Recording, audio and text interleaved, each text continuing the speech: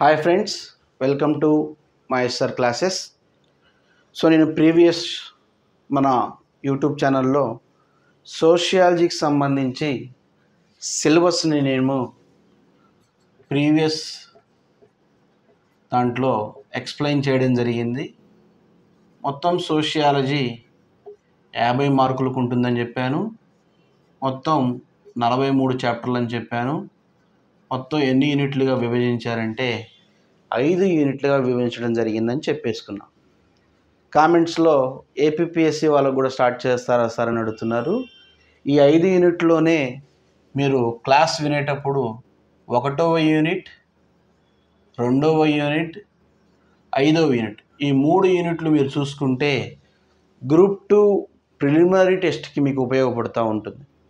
So APPSC వాళ్ళకు కూడా ఇది ఉపయోగపడుతుంది. టీజీపీఎస్సీ వాళ్ళకి 5 యూనిట్లకు సంబంధించినటువంటి సిలబస్ని మనం ప్రీవియస్ వీడియోలో ఎక్స్ప్లెయిన్ చేయడం జరిగింది. సో మనం చేయాల్సిన పని ఏంటంటే సిలబస్ ప్రకారము ఒక్కొక్క యూనిట్లో ఒక్కొక్క చాప్టర్లో చాలా ఇంపార్టెంట్ అయినటువంటి టాపిక్ని ఎక్కువసార్లు ఎగ్జామినర్ అడుగుతున్నటువంటి విషయాలన్నిటిని కూడా చాప్టర్ వైజ్గా నేను ఎక్స్ప్లెయిన్ చేస్తాను. ఎవరైతే ఇప్పటివరకు వీడియోస్ చూడలేదో ప్రీవియస్ వీడియోస్ చూడండి, మన ఛానల్ని సబ్స్క్రైబ్ చేసుకోండి. డైలీ మన ఛానల్లో వీడియోస్ వస్తూ ఉంటాయి కాబట్టి ఖచ్చితంగా కాంపిటేటివ్కి ప్రిపేర్ అయ్యేటువంటి విద్యార్థులు ఐదర్ గ్రూప్ 1 కానీ, గ్రూప్ 2 కానీ, గ్రూప్ 3 కానీ, జనరల్ స్టడీస్ విభాగం కింద ఎస్ఐ కానిస్టేబుల్కి ప్రిపేర్ అయ్యేటువంటి విద్యార్థులు కూడా షార్ట్ నోట్స్ రాసుకోండి. ఖచ్చితంగా నేను ఏదైతే చాప్టర్ వైజ్గా ఈ బోర్డు మీద రాసి మీకు ఎక్స్ప్లెయిన్ చేస్తున్నానో ఐదర్ అవి ప్రీవియస్లో ఎగ్జామినేషన్లో వచ్చాయైనా ఉండాలి, రెండోది ఎగ్జామినేషన్లో రాబోతున్నటువంటి వాటిల్లో వీటికి ప్రాముఖ్యత ఉందని గమనించాలి. సో కాబట్టి సోషియాలజీలో మొత్తం 5 యూనిట్లు అనుకున్నాం కాబట్టి 5 యూనిట్లో మొదటి యూనిట్ని మనం భారత సమాజ నిర్మితి అని చెప్పేసి నిన్నటి క్లాస్లో చెప్పుకున్నాం. సమాజ నిర్మితిలో ఫస్ట్ చాప్టర్ గురించి ఇవాళ మనం ఎలాబరేట్గా డిస్కస్ చేద్దాం. ఫస్ట్ చాప్టర్ నుంచి మనం ఖచ్చితంగా 1 మార్కుని లాస్ట్ డిసెంబర్లో ప్రీవియస్ గ్రూప్ 2లో కూడా మనకు వీటిలోంచి ఒక బిట్ వచ్చింది. సో దాన్ని దృష్టిలో పెట్టుకొని ఇంకాస్త ముందుకెళ్ళి భాషా విభాగాలు కూడా ఈసారి ఇంపార్టెంట్ అనేటువంటి విషయం మీద మనం క్లాస్ చెప్పడం జరుగుతూ ఉంది. సో ఫస్ట్ చాప్టర్ వచ్చేసి భారత సమాజము ముఖ్య లక్షణాలు. భారత సమాజము, ఇండియన్ సొసైటీ. సమాజాన్ని ఇంగ్లీష్లో సొసైటీ అంటారు. ఇవి కూడా ఇంపార్టెంటేనండి. చిన్న బిట్లే కదా సార్ అంటే తేలిగ్గా తీసి పారేయొద్దు. సొసైటీ అనేటువంటి లాటిన్ పదమైనటువంటి సొసటైస్ అనేటువంటి లాటిన్ పదం నుండి ఉద్భవించింది. ఎగ్జామినేషన్లో సొసటైస్ అంటే అర్థం ఏంటని అడుగుతాడు. దీనికి అర్థము మిత్రుడు లేదా కామ్రేడ్ అనే అర్థం. ఇది ప్రీవియస్లో అడిగినటువంటి బిట్టు ఫర్ జనరల్ స్టడీస్. ముందు సమాజం అంటే అర్థం ఏమిటో తెలుసుకుందాం. మనం దీని సొసైటీ అని చెప్పుకున్నాం. ఇంగ్లీష్లో సొసటైస్ అనేటువంటి పదం నుండి ఉద్భవించిందని చెప్పుకున్నాం. ఏ భాషా పదము? లాటిన్ భాషా పదము. దానికి అర్థము మిత్రుడు లేదా కామ్రేడ్ అనే అర్థము. రైట్. మరి సమాజం అంటే ఏమిటి? ఒక మాటలో చెప్పాలంటే సమాజం అంటే కొంతమంది వ్యక్తుల సముదాయాన్నే సమాజం అని పిలుస్తారు. కొంతమంది వ్యక్తుల సముదాయాన్నే సమాజం అని పిలుస్తారు. దీనికి గ్రూప్ 1 మెయిన్స్ రాస్తే ఒక నిర్దిష్ట ప్రదేశంలో చాలా నీట్గా రాయాలి. ఏదైనా ఒక నిర్దిష్ట ప్రదేశంలో ఉమ్మడి సంస్కృతి, ఉమ్మడి నియమాల్ని కలిగి ఉన్నటువంటి కొంతమంది వ్యక్తుల సముదాయాన్నే, మోస్ట్ ఇంపార్టెంట్, కొంతమంది వ్యక్తుల సముదాయాన్నే ఏమని పిలుస్తారు సార్ అంటే సమాజము అంటారు. A group of people it's called society. అంటే కొంతమంది వ్యక్తుల సముదాయాన్నే సమాజం అని పిలుస్తారు. అంటే వ్యక్తుల సముదాయాన్నే సమాజంగా పిలుస్తారు. ఇది ఎగ్జామ్లో వస్తుందని కాదు, ముందు మనం బ్యాక్గ్రౌండ్ తెలుసుకున్న తర్వాతనే చాప్టర్లోకి వెళ్ళాలి. డైరెక్ట్ బిట్ టు బిట్ ఎప్పుడూ చదవద్దు. బ్యాక్గ్రౌండ్ ఎప్పుడైతే మీరు నేర్చుకుంటారో వాట్ ఈజ్ వాట్ అనే కాన్సెప్ట్ నేర్చుకున్న తర్వాతనే మీకు సిలబస్ అర్థమవుతుంది, టాపిక్ ఈజీగా వస్తుంది. సో బట్టేటువంటి చదువులు పక్కకు పెట్టి అర్థం చేసుకునే ప్రయత్నం చేయండి. రైట్ అండి. సో సమాజం అంటే వ్యక్తుల సముదాయం. మానవ ఆవిర్భావం జరిగిన కాడి నుంచి, నేను భారతదేశాన్ని తీసుకున్నా కాబట్టి భారతదేశంలో మానవ ఆవిర్భావం జరిగినప్పటి నుంచి ఇవాల్టి వరకు అనేక మార్పులు జరిగాయి. మీకు డౌట్ రావచ్చు, చరిత్రను ఒకసారి గమనించినట్లయితే, నేను భారతదేశాన్ని తీసుకుంటున్నాను, ప్రపంచంలోకి వెళ్ళట్లేదు, ఎందుకంటే మనకు అవసరం లేదు కాబట్టి, గ్రూప్ 1 కాడి నుంచి అవసరం లేదు. సో భారతదేశంలో మానవ ఆవిర్భావం ఎప్పుడు జరిగిందని పండితులు చెప్తున్నారు సార్ అంటే 14 లక్షల సంవత్సరాల క్రితం మహారాష్ట్రలోని మోస్ట్ ఇంపార్టెంట్ బోరి అనేటువంటి గుహల్లో మొట్టమొదటిగా మానవ ఆవిర్భావం జరిగినట్లుగా మనకి పండితులు చరిత్రకారులు చెప్తున్నారు. అంటే ఆనాటి నుంచి మానవ ఆవిర్భావం స్టార్ట్ అయ్యి ఇవాల్టి వరకు మానవ సమాజంలో పెనుమార్పులు చోటు చేసుకున్నాయి. దాన్ని అధ్యయనం చేసే శాస్త్రమే సమాజ శాస్త్రం. చాలా చాలా ఇంపార్టెంట్. మానవ ఆవిర్భావం జరిగినప్పుడు ఏమీ లేవు, ఇవాళ అనేక రకాల వసతులు వచ్చాయి. కారణాలు ఏంటి, పెనుమార్పులు ఏంటి అనేదే సమాజ శాస్త్రం చూస్తోంది. సో కాబట్టి సమాజము అంటే నిర్వచనం తెలుసుకోవాలి, వ్యక్తులు అన్నాం కాబట్టి మానవుడు అన్నాం కాబట్టి మానవుడు గురించి కాస్త తెచ్చుకోవాలి. నేను ఇండియన్ హిస్టరీలో ఎలాబరేట్గా చెప్తాను, ఇక్కడ అవసరం లేదు మనకు అంతగా. సో కాబట్టి సమాజానికి సంబంధించిన విషయాన్ని తెలుసుకున్న తర్వాత సమాజంలో కీలక పాత్ర పోషిస్తున్నటువంటి మరొక పదం ఏంటంటే సంస్కృతి. చాలా చాలా ఇంపార్టెంట్. నేను చాలామంది అటు ఏపీలో కానీ తెలంగాణలో కానీ క్లాస్ చెప్పేటప్పుడు సంస్కృతి అంటే ఏమిటని పిల్లల్ని ఆ స్టూడెంట్స్ని అడుగుతుంటే వాళ్ళని ఇచ్చేటువంటి ఆన్సర్ ఏంటంటే, సార్ సంస్కృతి అంటే సాంప్రదాయాలు, ఆచారాలు, కట్టుబాట్లు, మతాలు, మూఢ విశ్వాసాలు, ఇవన్నీ రకరకాలుగా చెప్తున్నారు. ఒకటే పదంలో చెప్పాలి మనం, సంస్కృతి అంటే జీవన విధానం అని అర్థం. జీవన విధానము ఏంటి సార్ జీవన విధానము అంటే? దీన్ని ఇంగ్లీష్లో వే ఆఫ్ లైఫ్ అని పిలుస్తారు. Most important, way of life. ఇప్పుడు మీరు చెప్పినటువంటివి ఆచారాలు కానీ, సాంప్రదాయాలు కానీ, మన భాష కానీ, మనం వేసుకునేటువంటి బట్టలు కానీ, మనం తినేటువంటి ఆహారం కానీ, మంచి కానీ చెడు కానీ, అనేక రకాలన్నీ కూడా ఇంక్లూడింగ్ దేంట్లో కలిగి ఉన్నాయి సార్ అంటే సంస్కృతిలోనే కలిగి ఉన్నాయి. మీరందరూ కూడా కాంపోనెంట్స్ చెప్తున్నారు, సంస్కృతిలో ఏమేమి ఉంటాయో చెప్తున్నారు. నేనేమడుగుతున్నాను, సంస్కృతి అంటే అర్థం ఏమిటో అడుగుతున్నాను. సంస్కృతి అంటే అర్థం ఒకటే మాట చెప్పండి, జీవన విధానం. ఏంటి సార్ జీవన విధానం అంటే? మానవుడు పుట్టిన దగ్గర నుంచి చనిపోయేంత వరకు అతడిలో జరిగేటువంటి ప్రతి కార్యక్రమం కూడా ఏదో భాగం సార్ అంటే సంస్కృతిలో భాగమే. సో కాబట్టి ప్రతి మానవుడికి సంస్కృతి ఉంటుంది, కాకపోతే ప్రతి మానవుడికి నాగరికత ఉండదు. నేను ఇండియన్ హిస్టరీలో ఎక్స్ప్లెయిన్ చేస్తాను నాగరికత అంటే ఏంటనేది.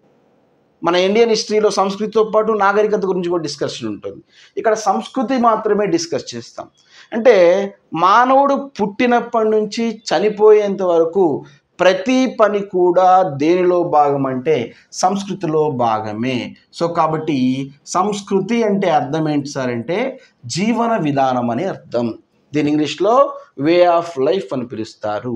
ఇది 2 పాయింట్లు మనకి కంప్లీట్ చేసాం. సమాజం అయిపోయింది, సంస్కృతి అయిపోయింది. అయితే భారత సమాజము ముఖ్య లక్షణాల్లో ఎక్కువ శాతం మనల్ని అడుగుతున్నటువంటి విషయం ఏంటంటే, ఎక్కువ శాతం మనల్ని బాగా అడుగుతున్నటువంటి విషయం మనకి భాషా విభాగాల గురించి అడిగే అవకాశం ఉంది. ఎక్కువగా జాతుల గురించి అడిగేది ఇంతకుముందు, ఈసారి టార్గెట్ నాకు తెలిసి భాషా విభాగాల కిందకి వెళ్తుంది. ముందు మనం భాష అంటే ఏంటో తెలుసుకోవాలి. ఇంగ్లీష్లో దీన్ని లాంగ్వేజ్ అని పిలుస్తారు. భాష వేరు, లిపి వేరు. చాలామంది భాష లిపి ఒకటే అనుకుంటున్నారు. కాదు సార్, కొన్ని శబ్దాల కలయికనే భాష అని పిలుస్తారు. భాష అనేది ప్రతి జీవికి ఉంటుంది, కానీ లిపి అనేది మానవుడికి మాత్రమే ఉంటుంది. లిపి ఇంగ్లీష్లో స్క్రిప్ట్ అని పిలుస్తారు.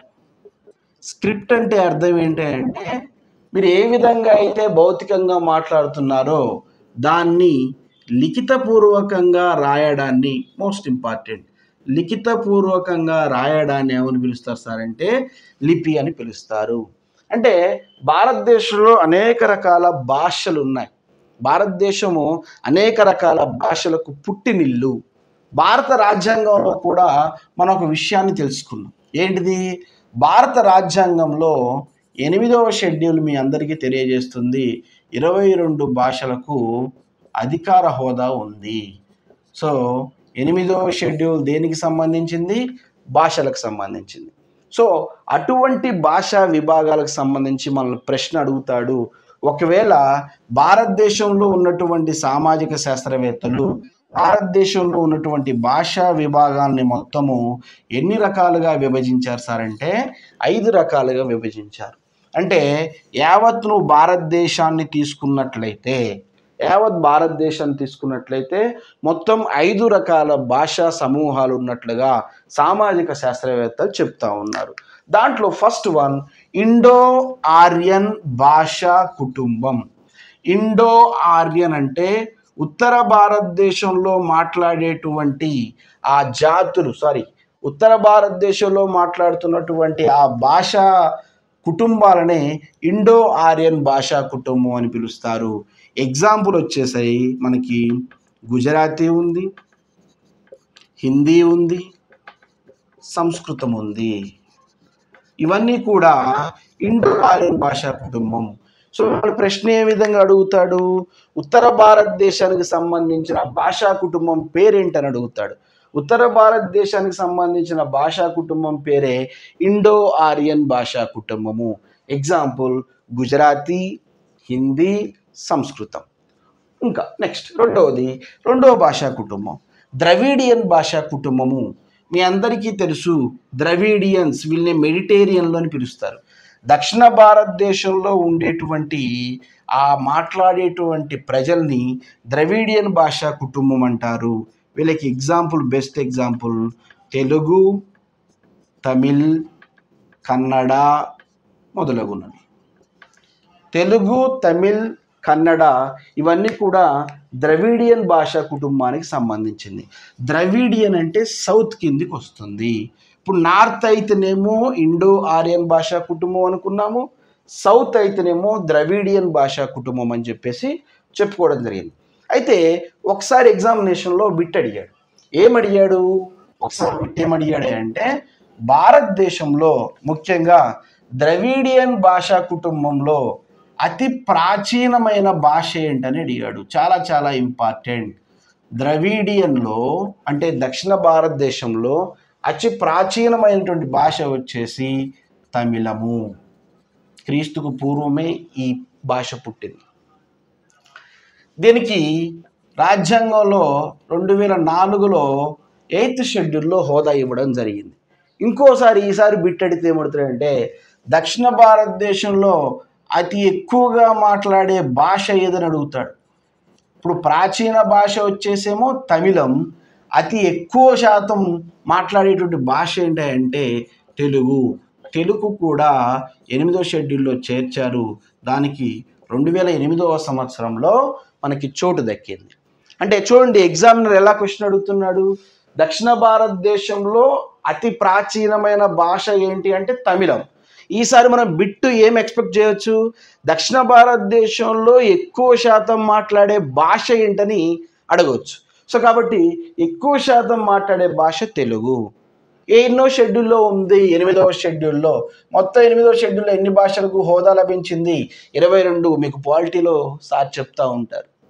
సో కాబట్టి ప్రాచీన భాష తమిళకి ఏ సంవత్సరంలో హోదా వచ్చింది? 2004. ఎక్కువగా మాట్లాడేటువంటి తెలుగుకి ఏ సంవత్సరంలో వచ్చింది? 2008. So this is the Dravidian భాషా కుటుంబం. నార్త్ అయిపోయింది, సౌత్ అయిపోయింది. నెక్స్ట్ ఆస్ట్రిక్ భాషా కుటుంబం. ఆస్ట్రిక్ భాషా కుటుంబం అంటే మధ్య భారతదేశంలో మాట్లాడేటువంటి గిరిజన తెగల భాషలను చెప్పాను. ప్రతి ఒక్కరికి భాష ఉంటుంది కానీ లిపి ఉండదు. గిరిజనులకి భాష ఉంటుంది కానీ లిపి ఉండదు. మీరు లాంబాడీ భాష చూడండి, భాష మాత్రమే మాట్లాడతారు, లిపి ఇంకా కనుగొనబడలేదు. గోండు భాష ఉంటుంది, గోండు లిపి ఇంకా పూర్తి స్థాయిలో కనుగొనబడలేదు. సో కాబట్టి ఆస్ట్రిక్ భాషా కుటుంబం అనేది మధ్య భారతదేశానికి సంబంధించింది. ఎగ్జాంపుల్ వచ్చేసి సంతాల్, మూండా, గదబా, ఇవన్నీ మధ్య భారతదేశానికి సంబంధించింది. నెక్స్ట్ ఇకపోతే 4వది సైనో టిబెటన్ భాషా కుటుంబము. భారతదేశంలో ఈశాన్య రాష్ట్రాల్లో ఉండేటువంటి భాషా కుటుంబాలను ఏమని పిలుస్తారు సార్ అంటే సైనో టిబెటన్ భాషా కుటుంబము అని పిలుస్తారు. నాగా, కూకి, ఓకేనా, ఇవన్నీ కూడా ఈశాన్య రాష్ట్రాలకు సంబంధించింది. అంటే ఈశాన్య రాష్ట్రాలకు సంబంధించిన భాషా కుటుంబం పేరేంటి? Cyano Tibetan. మధ్య భారతదేశానికి పిలిచిన పేరేంటి? ఆస్ట్రిక్. దక్షిణ భారతదేశానికి ద్రవిడియన్, ఉత్తర భారతదేశానికి ఇండో. అంటే నార్త్ అయిపోయింది, సౌత్ అయిపోయింది, సెంట్రల్ అయిపోయింది, ఈస్ట్ అయిపోయింది. మనకి ఇంకొకటి మోస్ట్ ఎగ్జాంపుల్ ఇక్కడ చాలా ఇంపార్టెంట్. భారతదేశంలో ఇతర దేశాల నుండి వర్తక వ్యాపారం కోసం భారతదేశానికి వచ్చారు కాబట్టి వాళ్ళ భాష కూడా భారతదేశంలో మిళితమైందని చెప్పేసి భారతదేశ భాషా విభాగాల్లో చిట్ట చివరి భాషా విభాగంగా ఇండో యూరోపియన్ భాషా కుటుంబాన్ని చేర్చారు. ఇండో యూరోపియన్ భాషా కుటుంబానికి బెస్ట్ ఎగ్జాంపుల్ ఎవరంటే బ్రిటిష్, పోర్చుగీస్, ఫ్రెంచ్. ఇవి కూడా యూరోపియన్ భాషా కుటుంబానికి సంబంధించినవి. సో కాబట్టి మై డియర్ ఫ్రెండ్స్, భాషా విభాగాల నుంచి ప్రశ్న అడగాలంటే మొత్తం భాషా విభాగాలు ఎన్నని అడుగుతాడు? 5 అని చెప్పండి. దాంట్లో మొదటిది ఏంటి? ఇండో ఆరియన్ భాషా కుటుంబం, అంటే ఉత్తర భారతదేశం సంబంధించింది. ఎగ్జాంపుల్ గుజరాతీ, హిందీ, సంస్కృతం అని చెప్పొచ్చు. రెండవది ద్రవిడియన్ భాషా కుటుంబము, ఎగ్జాంపుల్ వచ్చేసి తెలుగు, తమిళ్, కన్నడ మొదలుగున్నవని చెప్పొచ్చు. ఎప్పుడైతే ద్రవిడియన్కి వచ్చిందో మీరు ఈ రెండింటి దగ్గరికి వెళ్ళాలి. ఆల్రెడీ ఈ ప్రశ్న ఎగ్జామినేషన్లో అడిగాడు. అతి ప్రాచీన భాష ఏది దక్షిణ భారతదేశంలో అంటే తమిళం అని చెప్పుకోవచ్చు.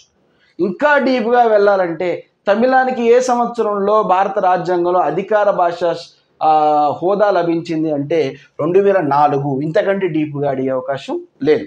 Group 1, group 2.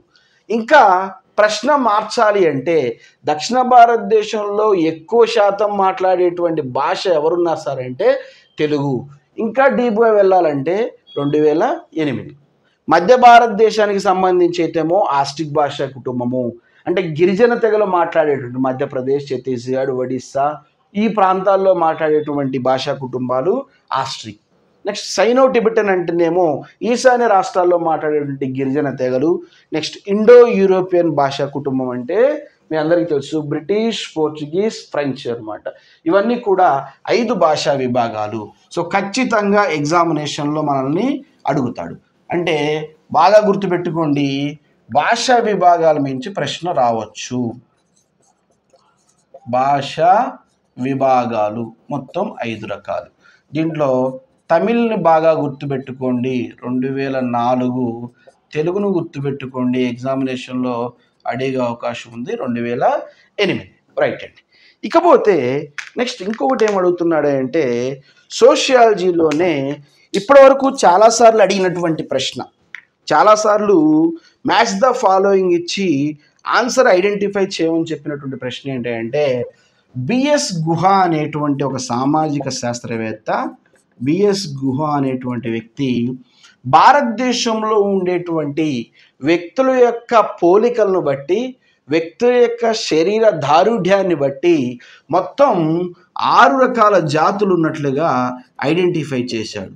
ఈ 6 రకాల జాతుల వర్గీకరణ చేసిన వ్యక్తి ఎవరని అడుగుతాడు? బిఎస్ గుహ. గుర్తుపెట్టుకోండి. సో బిఎస్ గుహ ప్రకారం 6 రకాల జాతుల వర్గీకరణ ఉంది. ఎవరు 6 రకాలు, ఎలా ఉంటారు, ఎగ్జాంపుల్ ఏంటిది ఎగ్జామినేషన్లో అడుగుతాడు. నెంబర్ 1, భారతదేశంలో పురాతనమైన మానవులు మొట్టమొదటిగా ఎవరు వచ్చారంటే నీగ్రిటోలు వచ్చారు. నీగ్రిటోల్ని భారతదేశంలో పురాతన మానవులుగా పిలుస్తారు. ఓకేనా? ఇది నీగ్రిటోళ్ళకి. వీళ్ళు ఎక్కడి నుంచి వచ్చారని చెప్పేసి మనకి సోర్సెస్ పండితులు చెప్తున్నారు సార్ అంటే వీళ్ళు ఆఫ్రికా ఖండంలో మొదలయ్యి అరేబియా మీదుగా భారతదేశానికి వచ్చినట్లుగా ఎవరాళ్ళు నీగ్రిటోలు భారతదేశానికి వచ్చినట్లుగా చెప్తున్నారు. ఓకేనా? అందుకనే మానవ ఆవిర్భావం ఆఫ్రికా ఖండంలోనే జరిగిందని చాలామంది చరిత్రకారుల అభిప్రాయం. ఆఫ్రికా ఖండంలో పుట్టినటువంటి మానవుడు సంచార జీవితం గడుపుకుంటూ ఇతర ప్రదేశాలన్నిటికీ కూడా వలస వెళ్ళాడు. అలాంటి ఒక వలస ఎక్కడికి వచ్చింది అంటే భారత్కి వచ్చింది. భారత్కి ఎలా వచ్చింది? ఆఫ్రికా నుంచి డైరెక్ట్గా ఇండియాకి రాలేదు, మధ్యలో అరేబియాకి వెళ్ళి అరేబియా నుండి ఇండియాకి వచ్చింది. మరి వీళ్ళ యొక్క వేషధారణ ఎలా ఉంటుంది? ఎగ్జామినేషన్లో అడిగాడండి.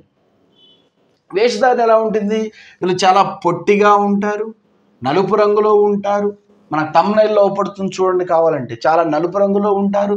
వీళ్ళు దుబ్బ ముక్కును కలిగి ఉంటారు. ఒకసారి ఎగ్జామినేషన్లో అడిగాడు, దుబ్బ ముక్కును కలిగి ఉన్నటువంటిది ఈ క్రింది ఏ జాతికి సంబంధించింది? నీగ్రిటో జాతి. ఆలోచించకుండా ఆన్సర్ పెట్టేయచ్చు. సో భారతదేశంలో మొట్టమొదటిగా వచ్చిన జాతి నీగ్రిటో జాతి.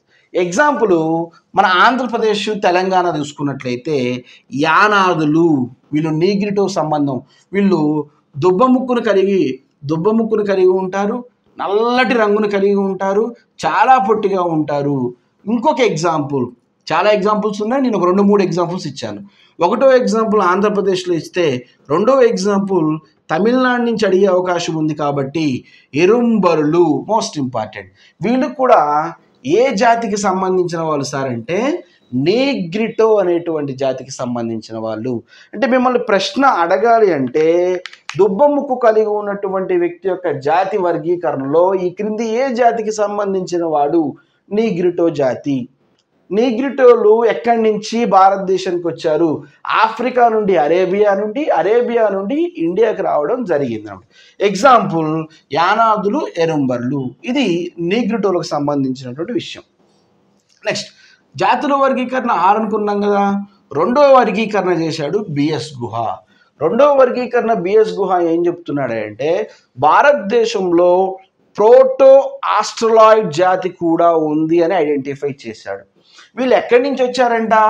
పశ్చిమ ఆసియా నుండి మొదలయ్యి భారతదేశానికి వలస వచ్చినట్లుగా, ప్రోటో ఆస్ట్రలాయిడ్స్ వలస వచ్చినట్టుగా ఎవరు చెప్తున్నారు సార్ అంటే బిఎస్ గుహ చెప్తున్నాడు. ఓకేనా? మరి వీళ్ళు కూడా ఎలా ఉంటాడు? ఎందుకంటే శరీర దారుఢ్యాన్ని, శరీర రంగుని బట్టి జాతిని ఐడెంటిఫై చేశాడు బిఎస్ గుహ. సో వీళ్ళు ఎలా ఉంటారు సార్ అంటే గోధుమ రంగులో, కాస్త గోధుమ రంగును కలిగి ఉండి పొడవాటి తల, ఎగ్జామినేషన్లో ఇలాంటివి అడుగుతాడు, దుబ్బ ముక్కు ఇలాంటివి అడుగుతాడు. సో కాబట్టి పొడవాటి తలను కలిగి ఉండి ఉబ్బెత్తు దవడ ఉన్నటువంటి, తక్కువ ఎత్తు కలిగి ఉన్నటువంటి వ్యక్తులు ఎవరయ్యారు సార్ అంటే ప్రోటో ఆస్ట్రలాయిడ్ జాతికి సంబంధించిన వాళ్ళు. సో ఉబ్బెత్తు దవడ కలిగి ఉండడం, తల మాత్రం పొడవుగా ఉండడం, తక్కువ ఎత్తులో, అంటే మరీ నీగ్రిటోలు అంత కాకుండా కాస్త తక్కువ ఎత్తులో ఉండేటువంటి వాళ్ళు ఎవరయ్యే వాళ్ళంటే సంతాళ్ళు, మూండాళ్ళు. ఎగ్జామినేషన్లో ఇది ఒకసారి అడిగాడు. గదబా అనేటువంటి తెగ ఏ రాష్ట్రానికి సంబంధించిందని అడిగాడు? ఒడిస్సా. ఎగ్జామినేషన్లో చాలా చాలా ఇంపార్టెంట్. సో గదబా అనేవాళ్ళు ప్రోటో ఆస్ట్రలాయిడ్ జాతికి సంబంధించిన వాళ్ళు. ఓకేనా? యానాదులు అనేవాళ్ళు నీగ్రిటోకి సంబంధించిన వాళ్ళు. ఎరంబరులు అనేవాళ్ళు నీగ్రిటో జాతికి సంబంధించిన వాళ్ళు. ఓకేనా? నెక్స్ట్ ఇకపోతే భారతదేశంలో 3వ జాతిని ఐడెంటిఫై చేశారు, వాళ్ళే మాంగోలాయిడ్స్. యాక్చువల్ ఇంగ్లీష్లో మాంగోలాయిడ్స్ అంటారు, తెలుగులో మంగోలాయిడ్స్ అని పిలుస్తూ ఉంటారు. వీళ్ళు ఎక్కడలో ఉన్నారు భారతదేశంలో అంటే భారతదేశంలో హిమాలయ ప్రాంతాలు ప్లస్ అస్సాం ప్రాంతాల్లో నివసిస్తున్నటువంటి వ్యక్తులే మాంగోలాయిడ్స్ అని చెప్పేసి ఐడెంటిఫై చేయడం జరిగింది. వీళ్ళు ఎక్కడ ఎలా ఉంటారు? శరీరం మొత్తం మీద కూడా రోమాలు చాలా తక్కువగా ఉండి, రోమాలు అంటే వెంట్రుకలు చాలా తక్కువగా ఉండి, కళ్ళు ఏటవాలుగా ఉండి, మోస్ట్ ఇంపార్టెంట్, కళ్ళు ఏటవాలుగా ఉండి, ఇది ఎగ్జామినేషన్లో అడిగాడు.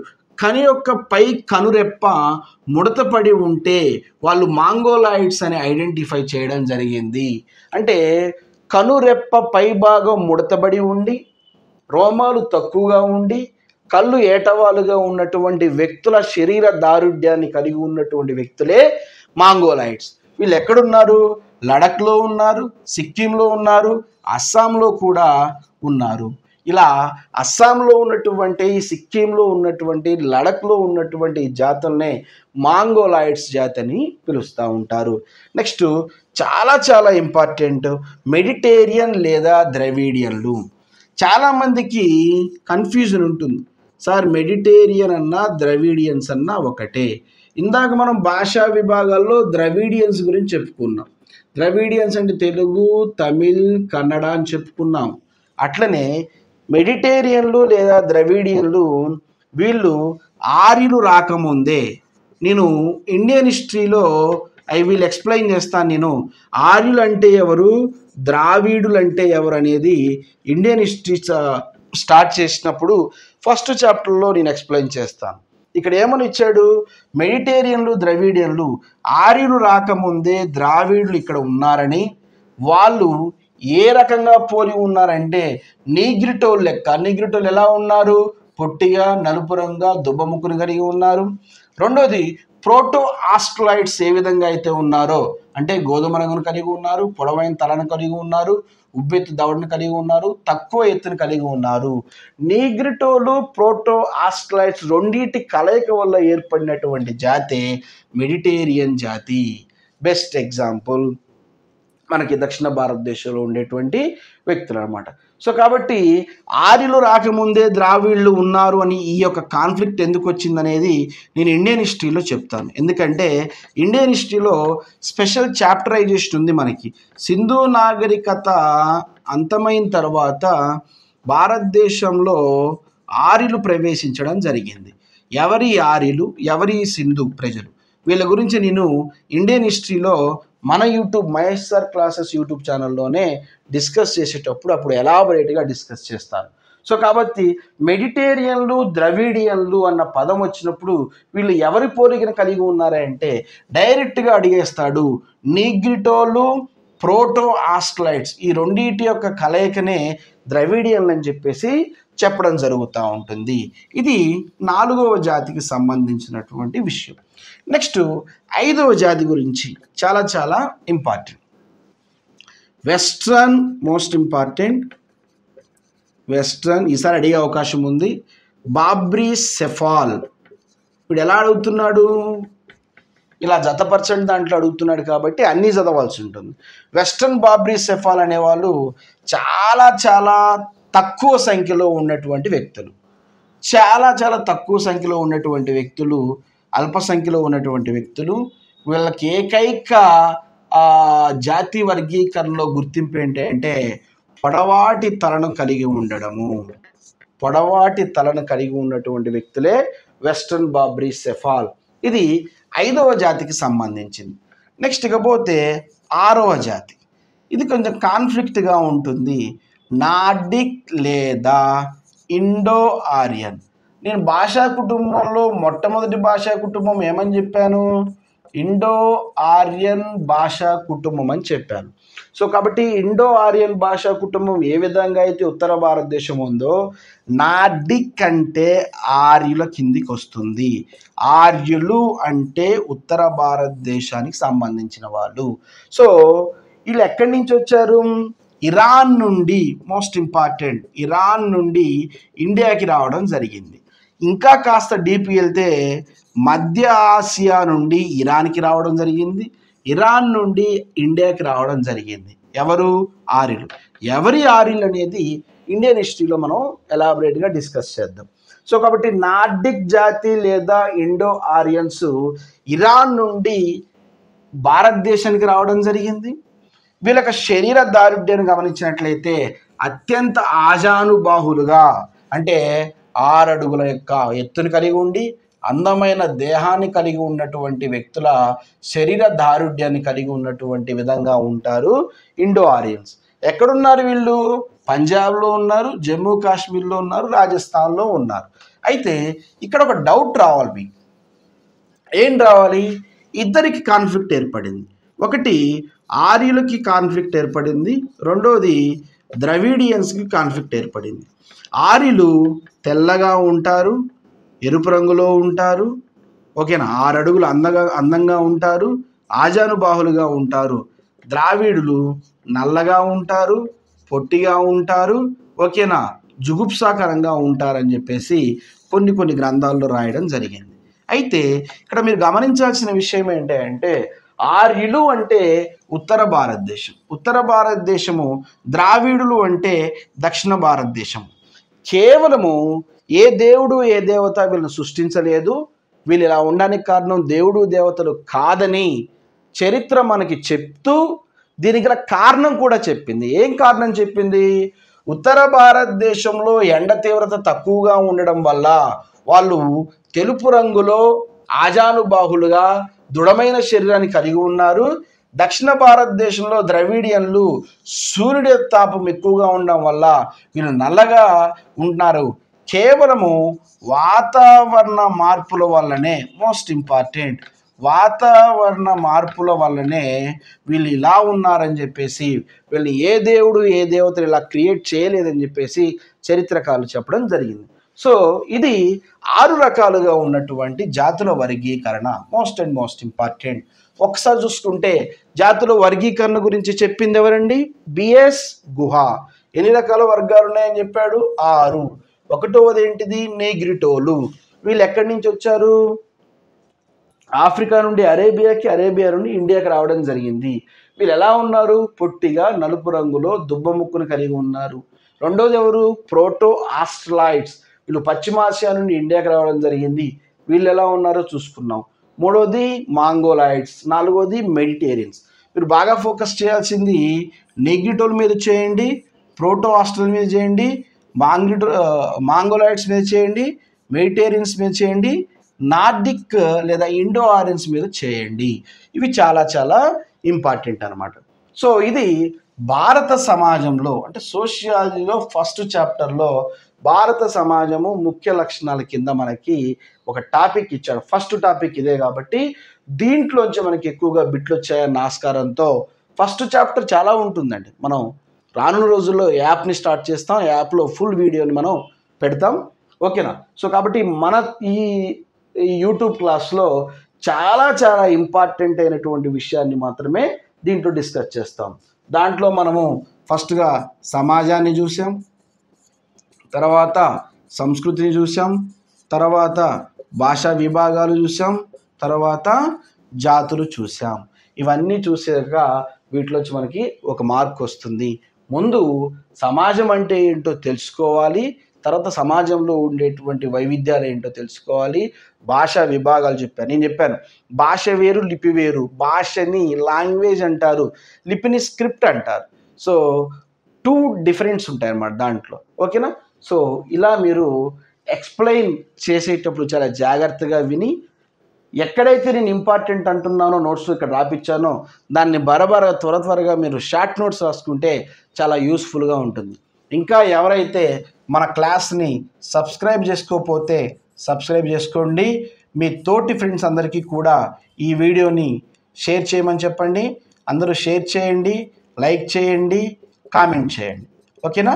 నెక్స్ట్ వీడియోలో మనం 2వ చాప్టర్ గురించి డిస్కస్ చేద్దాం. All the best.